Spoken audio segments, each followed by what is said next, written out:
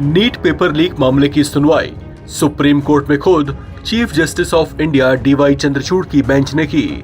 CJI D Y Chandrachud की अध्यक्षता वाली पीठ के सामने इस मामले से जुड़ी 40 से ज्यादा याचिकाओं को लेकर बहस हुई।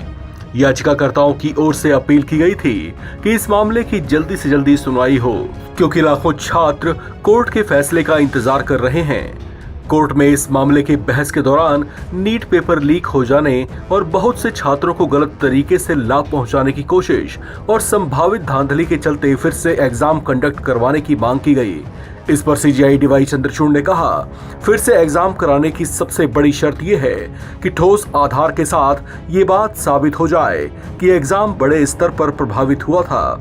सीजेआई चंद्रचूड़ ने याचिकाकर्ताओं की मांग पर टिप्पणी करते हुए कहा कि सिर्फ इस वजह से कि 23 लाख छात्रों में से सिर्फ 1 लाख को ही एडमिशन मिलेगा, इस बेसिस पर हम फिर से एग्जाम कंडक्ट कराए जाने का आदेश नहीं दे सकते हैं।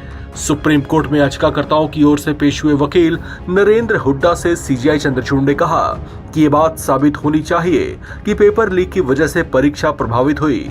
यदि आप वैचारिक रूप से ये स्टैब्लिश करते हैं कि दागी और बेदाग के बीच अंतर करना संभव नहीं, तो पूरी परीक्षा को कैसे कंडक्ट करना होगा। सीजेआई ने याचिकाकर्ता को आगे कहा कि आप हमें संतुष्ट करें कि पेपर लीक बड़े पैमाने पर हुआ है और परीक्षा रद्द होनी चाहिए। दूसरा, इस मामले में जांच की दिशा क्या होनी चाहिए वो भी हमें बताएं। चीफ जस्टिस चंद्रचूड़ ने याचिकाकर्ताओं के वकील नरेंद्र हुड्डा से नीट कट ऑफ के बारे में भी पूछा। जवाब देते हुए नरेंद्र हुड्डा ने स्पष्ट किया कि कम से कम 164 या उससे ज्यादा अंक हासिल करने को क्वालिफाइंग मार्क माना गया है, जिससे उम्मीदवारों को 50वें परसेंटाइल से ऊपर रखा जाता है। आपको बता दें कि 5 मई को एनटीए ने नीट यूजी 2024 की परीक्षा आयोजित की थी, जिसके परिणाम 4 जून को घोषित हुए थे। नतीजों में टॉपर्स की संख्या, ग्रेस मार्क्स, कट ऑफ आदि को लेकर उठे सवालों के आधार पर याचिकाकर्ताओं ने सुप्रीम कोर्ट का दरवाजा खटखटाया था। गौरतलब है कि नीट पेपर लीक मामले में 10 से ज्यादा लोगों को अरेस्ट किया गया था, जिसमें 7 ऐसे अभ्यर्थी भी शामिल थे जिन्होंने पेपर से पहले ही उन्हें प्रश्न पता चलने की बात को कबूला था।